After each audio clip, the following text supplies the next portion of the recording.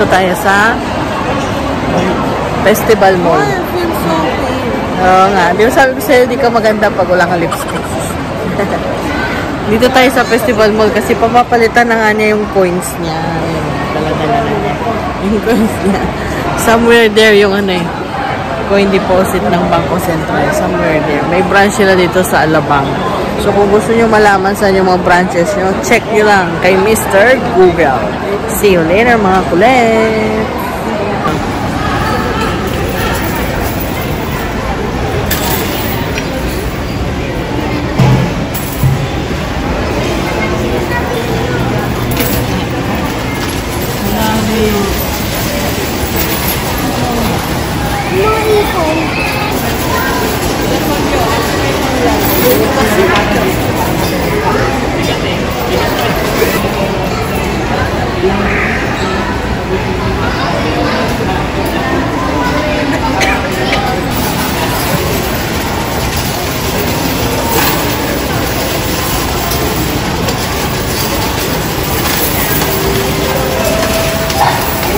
May balas sa puwet.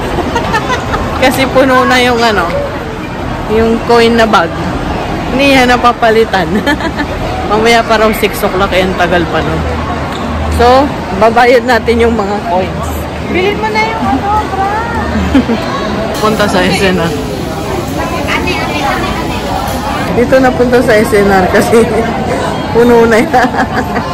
Sino may balat? Sino may balat? Hindi na palitay coins niya kaya ayan. Yan ay pababayad namin dito.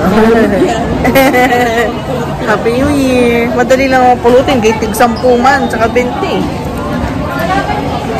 Diba? So, let's eat mga kulit!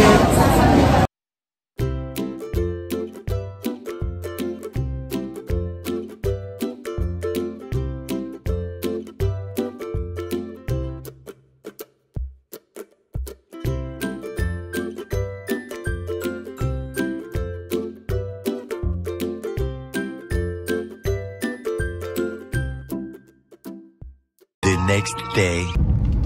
Traffic. Ano pa lang to? Lagpas lang ng Buendia. Traffic, diba? The next day. Hello mga kulets! Tingnan ko kung bukas yung mic ko. Kamusta na kayo? So, dito tayo ngayon. So, medyo hindi ako naka-upload ng ilang araw kasi na-busy ang lola nyo at medyo nagkasipon tayo. So, ngayon, titimplahan ko itong ating mga pork belly. Yan. Gagawin natin yung pang-inihaw kasi Friday. May outing sila bunsoy.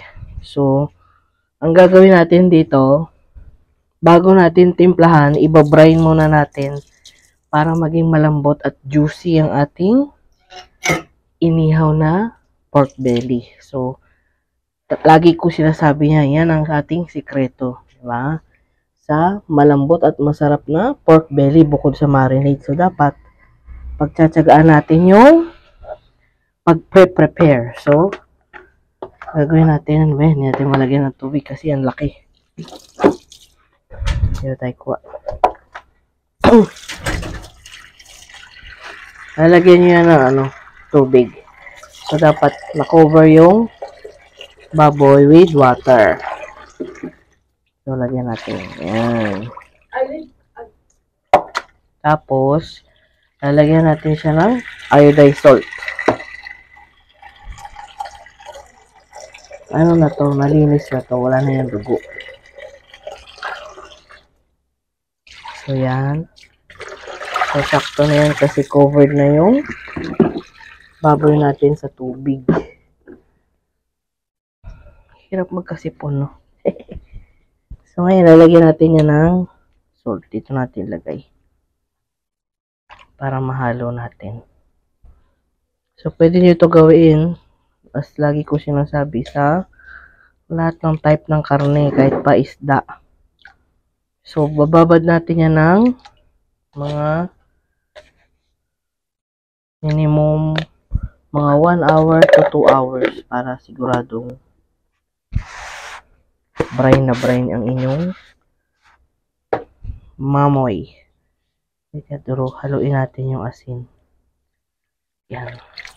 So, oops. Yan. Ang dami, no? Ilang kilo to, tele? 4 na kilong pork belly. Yan, oh. Masarap to ihaw, no? Ganda, no? Oh, hindi ganong mataba. Yan ang masarap sa inihaw, yung hindi masyadong mataba. Kasi, pag masyadong mataba, hindi rin maganda. Oh, yan, oh. Hindi na natin kailangan yan ilagay sa barbecue stick. Iihawin na nila yan ng ganyan. Okay na yung ganyan. Kasi kung i-barbecue stick pa natin yan, hindi naman natin ibibenta. Tapos, dagdag sa budget nila yung barbecue stick. Tsaka matrabaho yun. Hiwain mo pa. Tusok mo pa. So, yung mga batang yun ay mga hindi marunong magluto. Kaya kami ang taga-timpla. Tapos sila na lang mag-iihaw. Tapos ang iba pa nilang menu adobo. Di ba? Oh, ganda. Yun, lulutuin na yun ni Ate Lina. Yan ang kanilang special request. Ang adobo ni Ate Lina. Yan. So, make sure lang natin na lahat ng baboy ay nandun sa covered ng tubig. Yun.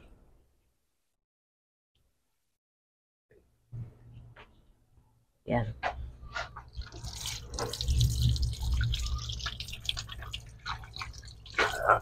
Okay na. So, medyo hindi maulan ngayon.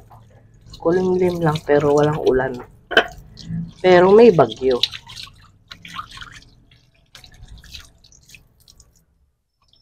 Yan. So, ito ilalagay natin to dito. Tapos yan kailangan natin takpan. So, ito ang pantakip natin dyan. Charan! Yan. Tatakpan natin. Tsaka natin yan titimplahan after 1.5 to 2 hours. Yan ang itsura niya, no? Oh. Simple lang, di ba? Ibabrine nyo lang sa water and salt. Napaka-simple, napakadaling gawin. Pero yung epekto sa timpla nyo at sa inyong karne, talaga namang napakaganda. Magiging malambot at saka juicy pag niluto nyo, hindi dry. Try nyo yan. Kasi ang masarap na pagkain, talagang paglalaanan mo ng oras yan. Hindi mo pwedeng madaliin. Huwag madaliin para maging maganda ang resulta at maging masarap. Pasensya na kayo sa boses ko kasi excuse me. Nahihirapan ako pag may sipon. Sipon lang na nahawa ako kay busy. Sa 2 araw kami pumasok sa opisina niya. Tingnan niyo panahon na mainit to. Mainit na pag walang sunshade dito. Tapos, so di 2 araw kaming bumiyahe. Grabe traffic kagabi. Bago magbundiya, skyway na yun, ha. Nabot kami ng 1 oras. Okay sana kung usad pagong. Hindi, traffic talaga yung aandar ng konti, break. Aandar ng konti, break. Ang nakakaano sa traffic nakakaantok. Yung talagang mapapapikit yung mata mo. Tapos, masakit sa binti dito sa kanan na binti. Kasi nga yung kaka-break mo.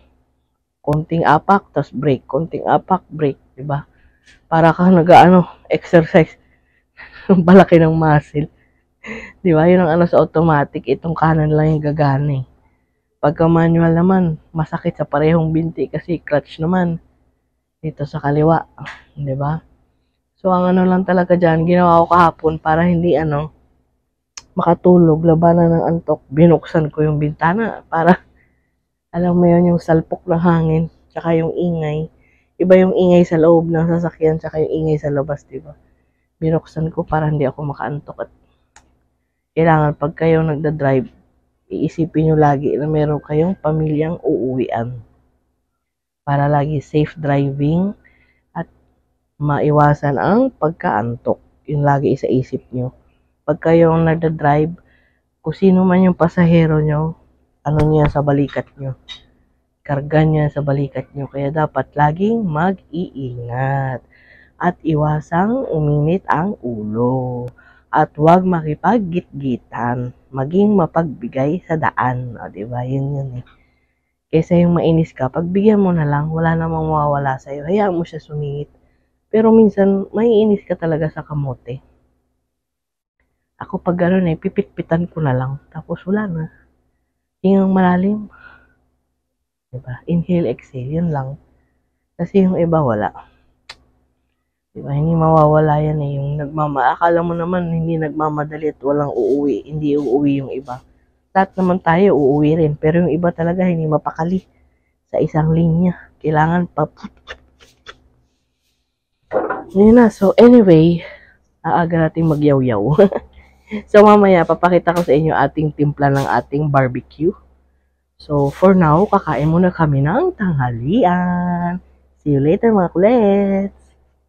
Hello mga kulets. Welcome back. So ngayon, dinerain ko na siya. Yung ating pork belly, tanggal na yung niyan, tubig na may asin. So, oras na para ating timplahan. Diba? So, dito ko muna kayo ilalagay saglit. Okay, so magmamarinate na tayo. Ay, excuse me. Ang una natin ilalagay is toyo. Yan. Ang ginagawa ko kasi tansyahan na lang since 4 na kilo to. Actually, yung 3 kilo nito, ito yung timpla. Yung 1 kilo nito, siguro gagawin kong lang yung normal, yung asin lang na merong suka or bawang, or gawin natin Korean marinade, depende. Kasi si BC, hindi siya nakain ng normal na barbecue. Parang siya, ewan ko ba ron, nanawa. Kaya, iibahin natin yung timpla nung kanya. Tapos, ng ating toyo, ang gagawin natin ay, nilagyan ko na pala to ng bawang. Yan. Malinis tong planggana namin ha. Talagang pang to ng pagkain. So, dinikdik ko na yung bawang. Sinama ko na yung balat kasi dagdag lasa rin yan. Lagyan nyo ng isang damakmak na garlic powder. Diba? Wala namang mawawala. Mas masarap nga yan pag mas maraming bawang. So, ito pa. Yan. Tapos, isasalin ko yung natira dito para hindi sayang.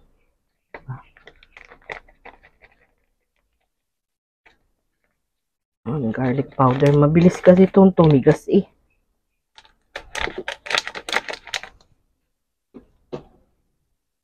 Yan. So, natin. Tak, tak, tak, tak, tak, tak, tak, tak.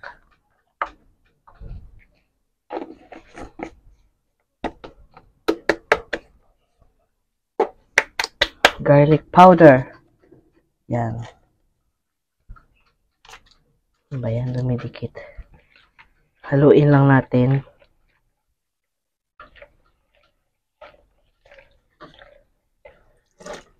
Uy, may bangaw. Pag may bangaw, lab na lab yung baboy.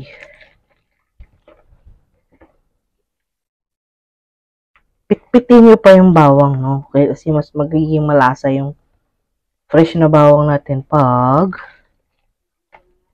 pisat na pisat. So, tapos, lalagyan natin to ng Sprite o 7-Up. Yan. Pampalasa rin to. So, yung natirang 7-Up, okay na yun. Lagay tayo ng pamintang durog.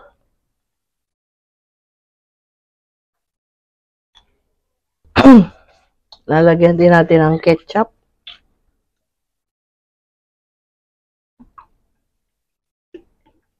Parang nagbe-blend yung may pagka-asim, tamis. Yan. Tapos, lagyan natin ng brown sugar.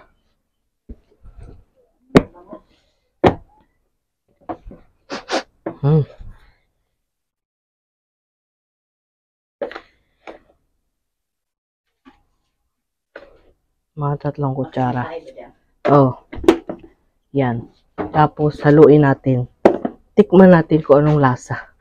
Pwede nyo rin yan lagyan ng barbecue marinade. Haluan nyo. Pero tayo, Ito na lang muna.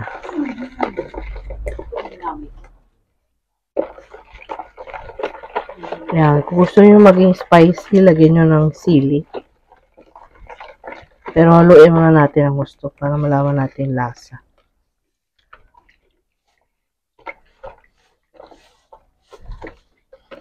Mainit ngayon ay.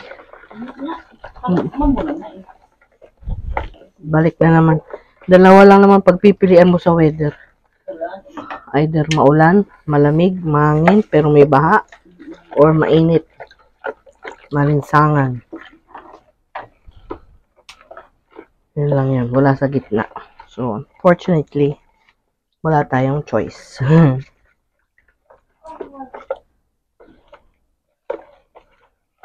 Parang gusto ko pang lagyan ng ketchup eh.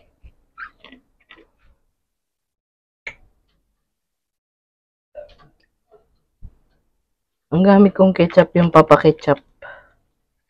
Banana ketchup. Hindi tomato ketchup.